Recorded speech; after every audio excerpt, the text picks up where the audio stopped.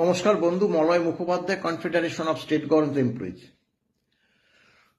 বন্ধু, গতকাল বহু প্রতীক্ষিত কাঙ্ক্ষিত বলুন যে বাজেট ঘোষণা হলো। স্বাভাবিকভাবে আমরা যেহেতু সরকারি কর্মচারী, আমাদের ধ্যান থাকে বেতন, পেনশন, ভাতা, ডিএ, বেতন কমিশন ইত্যাদি বিষয়ক। বিগত 1 জুন মাননীয় মুখ্যমন্ত্রীর সঙ্গে আমরা একটা বৈঠকে বসেছিলাম। সেক্ষেত্রে তিনি যে বার্তাটা দিয়েছিলেন যে বকেয়া ডিএর একটা বড় অংশ 22 তারিখ অর্থাৎ গতকাল ঘোষণা হতে চলেছে এবং বেতন কমিশন 1 জানুয়ারি 2027 থেকেই লাগু করা হবে। তা আমরা দেখলাম যে গতকাল 20% ডিএ ঘোষণা করা হয়েছে এবং তা 1 অক্টোবর 2026 থেকে। তাতে এক শ্রেণীর কর্মচারী তাদের উদ্যম নৃত্য, আবির খেলা, মিষ্টিমুখ তারা করেছেন, করতেই পারেন। তারা মনে করেছেন যে আমাদের যা দিয়েছে সরকার সেটা অনেক অনেক অনেক। এখন আগে একটা ক্লিপ শুনে নিন। মাননীয় মুখ্যমন্ত্রী তিনি বাজেট পরবর্তী মাননীয় অর্থমন্ত্রী এবং মাননীয় অর্থ প্রতিমন্ত্রীকে পাশে বসিয়ে তিনি কি বললেন সেটা একটু শুনে নিন। আপাতত 20% আপনাদের দিলাম, পুজোর মাসেই অ্যাকাউন্টে পেয়ে যাবেন 20% দিয়ে, এবং বাকি যে গ্যাপ থাকলো 22% সেটাও ধীরে ধীরে ধীরে ধীরে অপেক্ষা করুন আরেকটা বাজেট পর্যন্ত, ডক্টর স্বপন দাশগুপ্তর আরেকটা বাজেট পর্যন্ত আমি আছি সাথে। আপনাদের কোনো অসুবিধা হবে না। 7 পে কমিশনের কমিটি করে দেওয়া হয়েছে, সহযোগিতা করুন। আমি টার্গেট বেঁধে দিয়েছি ডিসেম্বরের মধ্যে পে কমিশনের রিপোর্ট দিয়ে দিবে, তাহলে জানুয়ারি মাসে আপনাদের কার্যকর করে দেবো আমরা। পে কমিশনের কমিটি করে দিয়েছে, ডিসেম্বর মাসের মধ্যে রিপোর্ট দিয়ে দেবে। 1 জানুয়ারি থেকে তা এফেক্ট হবে এবং তিনি 20% ডিএ দিয়েছে অক্টোবর মাস থেকে। আগে 18 ছিল, 38 হলো। বেতন কমিশন হবে 1 জানুয়ারি 2027 থেকে। বাকি যে 22 তারিখ 22% ডিএ আছে সেটা ধীরে ধীরে ধীরে ধীরে মাননীয় স্বপন দাশগুপ্তর আগামী যে বাজেট তার আগে দিয়ে দেবে। আচ্ছা বলুন, মাননীয় মুখ্যমন্ত্রী, দেখুন, মাননীয় মুখ্যমন্ত্রী হতে পারে কিন্তু তার তো বেতন কমিশন নিয়ে কোনো আইডিয়া নেই,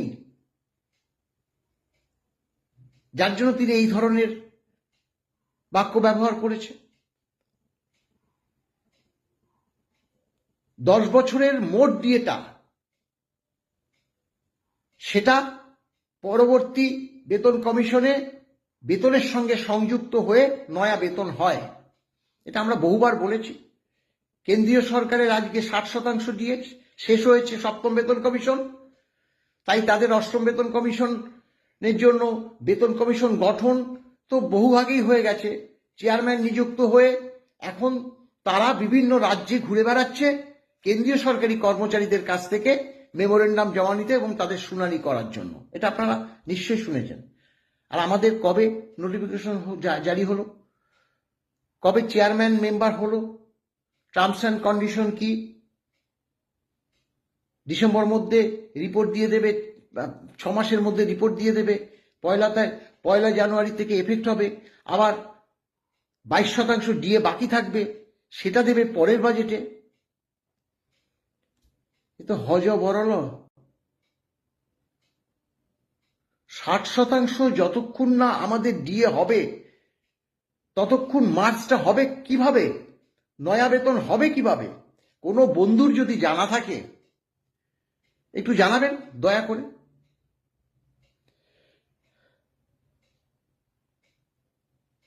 কালকে অনেক কর্মচারী বন্ধুরা বলছে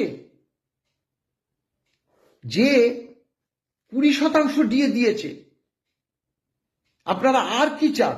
বাহ বাহ বাহ, আর কি চাই? 20% ডিএ দিয়েছে, তাতে আর কি চাই? দেখুন ব্যাপারটা, যে বেতন কমিশন টোটাল যে 10 বছর ধরে বেতন কমিশন চলে, প্রতি বছর 2 কিস্তি, 10 দুগুণে 20 কিস্তি, সেটা সেন্ট্রাল গভর্নমেন্ট বা অন্যান্য আদার স্টেট গভর্নমেন্ট তাদের কর্মচারীদের দিয়ে দিয়েছে। তাতে এবার 60% মোট দিয়ে হয়েছে। এবং এবার সপ্তম বেতন কমিশনের, কেন্দ্রের কথা বলছি, সপ্তম বেতন কমিশনের যার যেখানে স্কেল আছে সেই স্কেলের উপর 60% ডিএটা সংযুক্ত হয়ে যাবে। তারপরে একটা বুস্টিং বা হাইপ দেবে পে কমিশন। হাইপ দেওয়ার পর সেটা একটা নির্দিষ্ট বেতন কাঠামো তৈরি হবে এবং ফিটমেন্ট ফ্যাক্টর তৈরি করবে। একটা ফিটমেন্ট ফ্যাক্টর তৈরি করলে যার যেখানে বেতন সেখানে ফিটমেন্ট ফ্যাক্টর দিয়ে গুণ করলেই অটোমেটিক পরবর্তী স্কেলে চলে আসবে। যেমন আমাদের পঞ্চম বেতন, আমাদের চতুর্থ বেতন কমিশনের থেকে পঞ্চম বেতন কমিশনে আসতে গিয়ে ফিটমেন্ট ফ্যাক্টর হয়েছিল 1.86, পঞ্চম বেতন কমিশন থেকে ষষ্ঠ বেতন কমিশনের ফিটমেন্ট ফ্যাক্টর হয়েছিল 2.57। এটা কিন্তু কেন্দ্রীয় ফিটমেন্ট ফ্যাক্টর দুটোর ক্ষেত্রেই, অর্থাৎ কেন্দ্র যে নিয়মে বেতন সংশোধন করে সেটাই কিন্তু ফলো করে আমাদের রাজ্য। এতদিন করে এসছে। এখন ব্যাপারটা হলো, আবার এখানে প্রশ্ন উঠেছে যে 20% দিয়ে দিয়েছে। আগের কোন গভর্নমেন্টকে দিয়ে দিয়েছে 20%? বলছে, প্রশ্ন করছে আমাদের। আচ্ছা দেখুন, এই তৃণমূল সরকারই 1/1/19-এ 25% দিয়ে একবারে দিয়েছে। 1/1/19 থেকে 31/12/19 পর্যন্ত। এই যে কেন আমরা বকেয়া ডিএটা 31/12/19 কথা বলছি, কারণ ওইখানে গিয়েই পঞ্চম বেতন কমিশনটা শেষ হয়ে গিয়েছিল।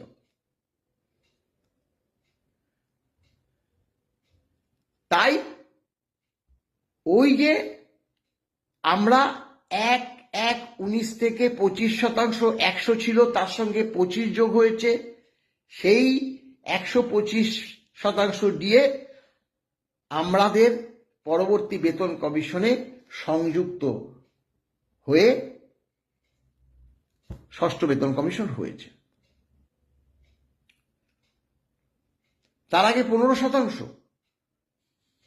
1/1/18-তে 15% দিয়েছে একবারে। তবে একটা কথা ঠিকই, এটা হচ্ছে উচ্চ আদালতের কোর্টের গুতোয় 125% দিয়ে যোগে আমরা 1 বছর বেতনটা পেয়েছি।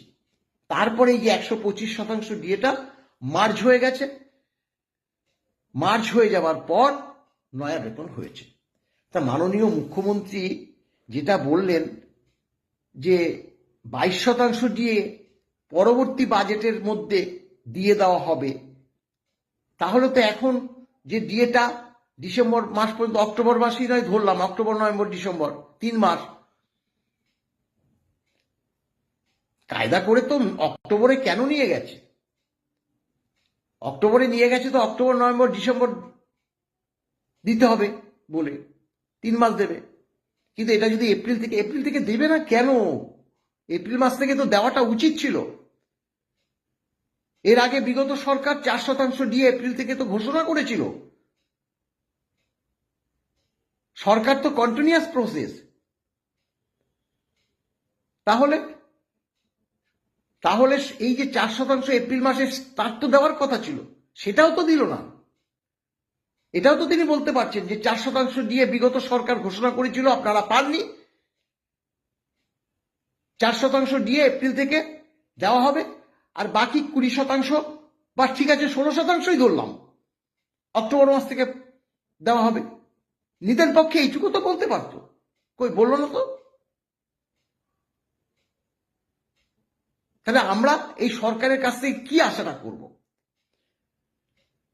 সরকার ক্ষমতায় আসলো 9 তারিখে, মে মাসের 9 তারিখে শপথ গ্রহণ হয়েছে।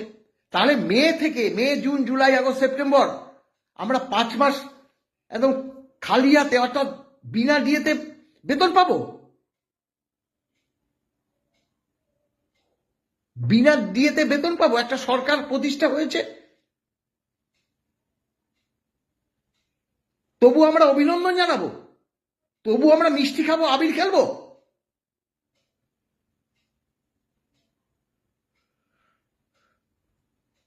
যেদিন 1 জুন আমাদের সঙ্গে বৈঠক, তার আগের দিন হঠাৎ করে উইদাউট নোটিফিকেশনে 1/4 থেকে 31/12/15 পর্যন্ত যারা রিটায়ার করেছে, অবসরপ্রাপ্ত কর্মচারী, তাদের একটা ডিএ ঢুকে গেছে, বকেয়া ডিএ।